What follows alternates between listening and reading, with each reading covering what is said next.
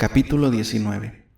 Edward permaneció una semana en la cabaña. La señora Dashwood lo urgió a que se quedara más tiempo, pero como si solo deseara mortificarse a sí mismo, pareció decidido a partir cuando mejor lo estaba pasando entre sus amigos.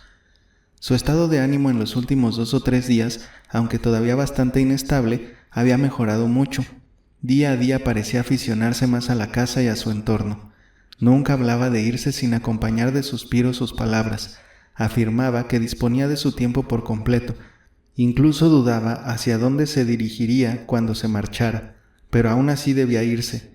Nunca una semana había pasado tan rápido. Apenas podía creer que ya se hubiera ido. Lo dijo una y otra vez. Dijo también otras cosas que indicaban el rumbo de sus sentimientos y se contradecían con sus acciones. Nada le complacía en Norland. Detestaba la ciudad. Pero o a Norland o a Londres debía ir.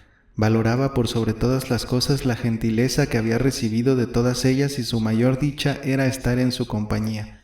Y aún así debía dejarlas a fines de esa semana, a pesar de los deseos de ambas partes y sin ninguna restricción en su tiempo.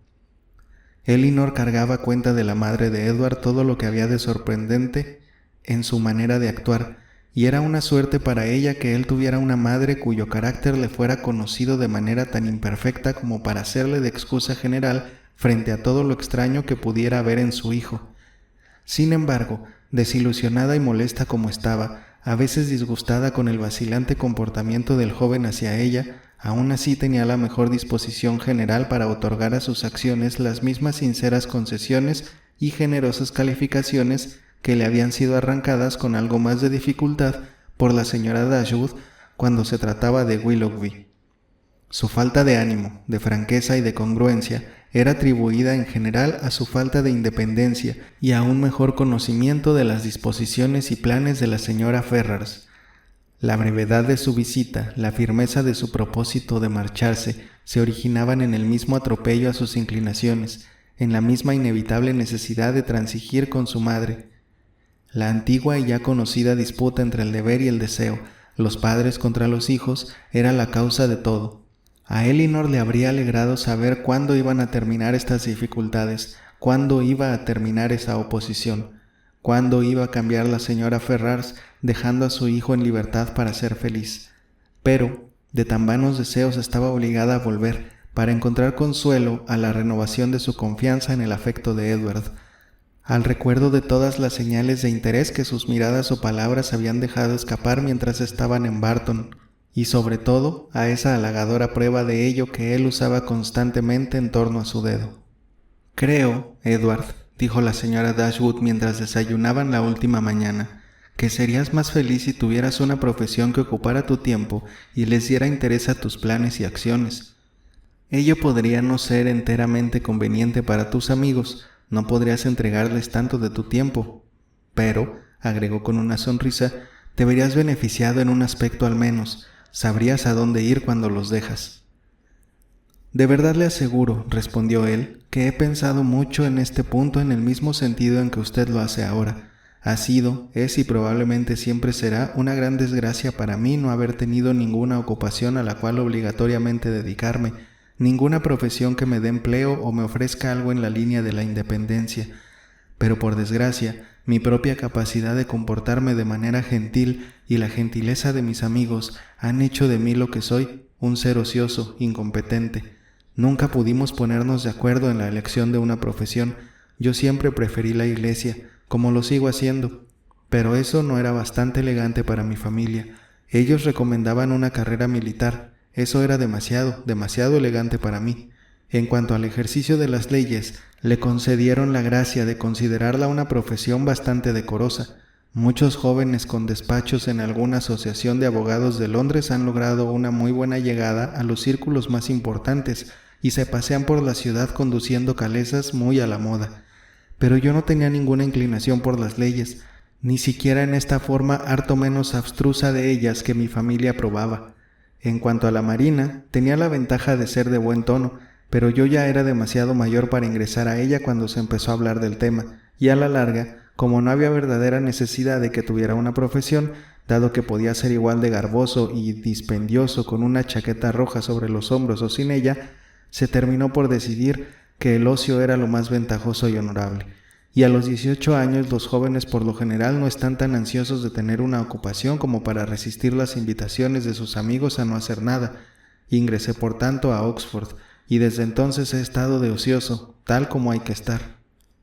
La consecuencia de todo ello será, supongo, dijo la señora Dashwood, ya que la indolencia no te ha traído ninguna felicidad, que criarás a tus hijos para que tengan tantos intereses, empleos, profesiones y quehaceres como Columella. Serán criados, respondió con tono grave, para que sean tan diferentes de mí como sea posible, en sentimientos, acciones, condición, en todo. Vamos, todo eso no es más que producto de tu desánimo, Edward, estás de humor, y te imaginas que cualquiera que no sea como tú debe ser feliz, pero recuerda que en algún momento todos sentirán la pena de separarse de los amigos, sin importar cuál sea su educación o estado. Toma conciencia de tu propia felicidad, no careces de nada sino de paciencia, o, para darle un nombre más atractivo, llámala esperanza. Con el tiempo tu madre te garantizará esa independencia que tanto ansías. Es su deber y muy pronto su felicidad deberá ser, impedir que toda tu juventud se desperdicie en el descontento. ¿Cuánto no podrán hacer unos pocos meses? Creo, replicó Edward, que se necesitarán muchos meses para que me ocurra algo bueno. Este desaliento, aunque no pudo ser contagiado a la señora Dashwood, aumentó el dolor de todos ellos por la partida de Edward, que muy pronto tuvo lugar, y dejó una incómoda sensación especialmente en Elinor, que necesitó de tiempo y trabajo para apaciguarse, pero como había decidido sobreponerse a ella y evitar parecer que sufría más que el resto de su familia ante la partida del joven, no utilizó los medios tan juiciosamente empleados por Marianne en una ocasión similar, cuando se entregó a la búsqueda del silencio, la soledad y el ocio para aumentar y hacer permanente su sufrimiento. Sus métodos moran tan diferentes como sus particulares objetivos, e igualmente adecuados al logro de ellos. Apenas partió Edward, Elinor se sentó a su mesa de dibujo, se mantuvo ocupada durante todo el día, no buscó ni evitó mencionar su nombre, pareció prestar el mismo interés de siempre a las preocupaciones generales de la familia, y si con esta conducta no hizo disminuir su propia congoja, al menos evitó que aumentara de manera innecesaria, y su madre y hermana se vieron libres de muchos afanes por su causa. Tal comportamiento tan exactamente opuesto al de ella no le parecía a Marianne más meritorio que criticable le había parecido el propio. Del asunto del dominio sobre sí misma dio cuenta con toda facilidad. Si era imposible cuando los sentimientos eran fuertes, con los apacibles no tenía ningún mérito. Que los sentimientos de su hermana eran apacibles, no osaba negarlo, aunque le avergonzaba reconocerlo, y de la fuerza de los propios tenía una prueba incontrovertible, puesto que seguía amando y respetando a esa hermana a pesar de este humillante convencimiento. Sin rehuir a su familia o salir de la casa en voluntaria soledad para evitarla, o quedarse despierta toda la noche para abandonarse a sus cavilaciones, Elinor descubrió que cada día le ofrecía tiempo suficiente para pensar en Edward y en el comportamiento de Edward, de todas las maneras posibles que sus diferentes estados de ánimo en momentos distintos podían producir, con ternura, piedad, aprobación, censura y duda. Abundaban los momentos cuando, si no por la ausencia de su madre y hermanas, al menos por la naturaleza de sus ocupaciones, se imposibilitaba toda conversación entre ellas y sobrevenían todos los efectos de la soledad. Su mente quedaba inevitablemente en libertad, sus pensamientos no podían encadenarse a ninguna otra cosa, y el pasado y el futuro relacionados con un tema tan interesante no podían sino hacérsele presentes, forzar su atención y absorber su memoria, sus reflexiones, su imaginación. De una ensoñación de este tipo a la que se había entregado mientras se encontraba sentada ante su mesa de dibujo, la despertó una mañana, poco después de la partida de Edward, la llegada de algunas visitas. Por casualidad se encontraba sola. El ruido que la puertecilla a la entrada del jardín frente a la casa hacía al cerrarse atrajo su mirada hacia la ventana, y vio a un gran grupo de personas encaminándose a la puerta. Entre ellas estaba Sir John y Lady Middleton y la señora Jennings, pero había otros dos, un caballero y una dama, que le eran por completo desconocidos. Estaba sentada cerca de la ventana y tan pronto la vio Sir John, dejó que el resto de la partida cumpliera con la ceremonia de golpear la puerta y, cruzando por el césped, le hizo abrir el ventanal para conversar en privado. aunque el espacio entre la puerta y la ventana era tan pequeño como para ser casi imposible hablar en una sin ser escuchado en la otra. «Bien», le dijo, «le hemos traído a algunos desconocidos. ¿Le gustan?» «Shh, pueden escucharlo». «¿Qué importa si lo hacen? Solo son los Palmer. Puedo decirle que Charlotte es muy bonita, alcanzará a verla si mira hacia acá». Como Elinor estaba segura de que la vería en un par de minutos sin tener que tomarse tal libertad, le pidió que la excusara de hacerlo. «¿Dónde está Marianne? ¿Ha oído al vernos venir? Veo que su instrumento está abierto». «Salió a caminar, creo». En ese momento se les unió la señora Jennings, que no tenía paciencia suficiente para esperar que le abrieran la puerta antes de que ella contara su historia. Se acercó a la ventana con grandes saludos.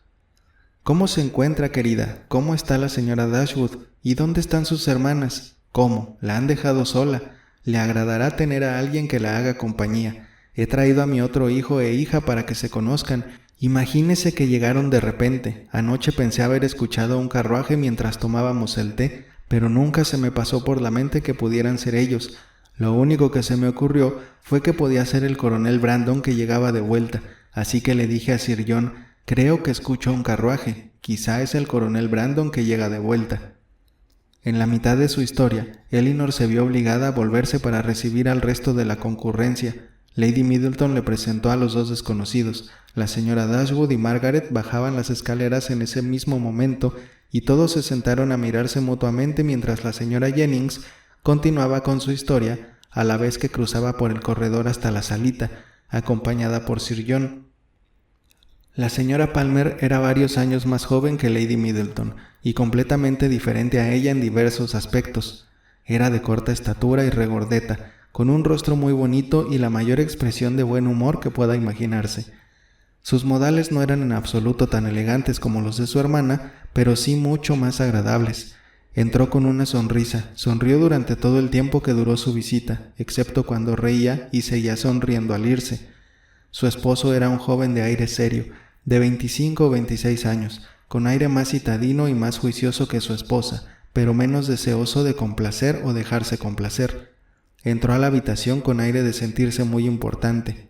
Hizo una leve inclinación ante las damas sin pronunciar palabra y tras una breve inspección a ellas y a sus aposentos, tomó un periódico de la mesa y permaneció leyéndolo durante toda la visita. La señora Palmer, por el contrario, a quien la naturaleza había dotado con la disposición a ser invariablemente cortés y feliz, apenas había tomado asiento cuando prorrumpió en exclamaciones de admiración por la sala y todo lo que había en ella. «Miren, qué cuarto tan delicioso es este. Nunca había visto algo tan encantador. Tan solo piense, mamá, cuánto ha mejorado desde la última vez que estuve aquí. Siempre me pareció un sitio tan exquisito, señora», dijo volviéndose a la señora Dashwood, «pero usted le ha dado tanto encanto. Tan solo observa, hermana, qué delicia es todo. Cómo me gustaría tener una casa así. ¿Y a usted, señor Palmer?» El señor Palmer no le respondió y ni siquiera levantó la vista del periódico. «El señor Palmer no me escucha», dijo ella riendo. «A veces nunca lo hace, es tan cómico». Esta era una idea absolutamente nueva para la señora Dashwood. No estaba acostumbrada a encontrar ingenio en la falta de atención de nadie y no pudo evitar mirar con sorpresa a ambos. La señora Jennings, entretanto, seguía hablando a todo volumen y continuaba con el relato de la sorpresa que se habían llevado la noche anterior al ver a sus amigos, y no cesó de hacerlo hasta que hubo contado todo. La señora Palmer se reía con gran entusiasmo ante el recuerdo del asombro que les habían producido, y todos estuvieron de acuerdo 2 o 3 veces en que había sido una agradable sorpresa. «Puedo imaginar lo contentos que estábamos todos de verlos», agregó la señora Jennings, inclinándose hacia Elinor y hablándole en voz baja, como si pretendieran que nadie más la escuchara, aunque estaban sentadas en diferentes extremos de la habitación. «Pero, así y todo, no puedo dejar de desear que no hubieran viajado tan rápido ni hecho una travesía tan larga, porque dieron toda la vuelta por Londres a causa de ciertos negocios. Porque, usted sabe», indicó a su hija con una expresiva inclinación de la cabeza, «es inconveniente en su condición. Yo quería que se quedara en casa y descansara ahora en la mañana, pero insistió en venir con nosotros. Tenía tantos deseos de verlas a todas ustedes». La señora Palmer se rió y dijo que no le haría ningún daño. «Ella espera estar de parto en febrero», continuó la señora Jennings. La señora Middleton no pudo seguir soportando tal conversación. y se esforzó en preguntarle al señor Palmer si había alguna noticia en el periódico. No, ninguna, replicó y continuó leyendo. Aquí viene Marianne, exclamó Sir John. Ahora, Palmer, verás a una muchacha monstruosamente bonita.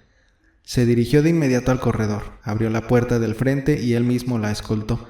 Apenas apareció, la señora Jennings le preguntó si no había estado en Allenham, y la señora Palmer se rió con tantas ganas por la pregunta como si la hubiese entendido. El señor Palmer la miró cuando entraba en la habitación, le clavó la vista durante algunos instantes y luego volvió a su periódico. En ese momento llamaron la atención de la señora Palmer los dibujos que colgaban en los muros. Se levantó a examinarlos. ¡Ay, cielos! ¡Qué hermosos son estos! ¡Vaya, qué preciosura! Mírelos, mamá, qué adorables. Le digo que son un encanto. Podría quedarme contemplándolos para siempre. Y volviendo a sentarse muy pronto olvidó que hubiera tales cosas en la habitación.